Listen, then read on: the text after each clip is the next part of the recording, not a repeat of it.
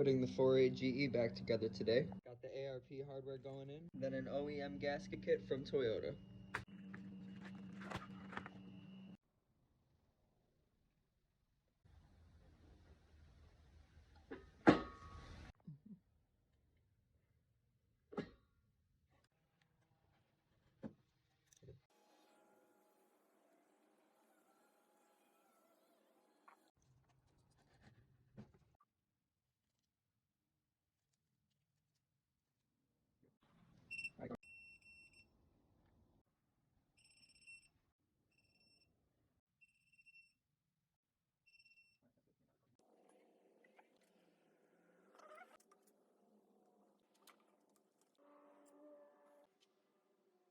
Now that all the head bolts are torqued down, time to put back together the cams.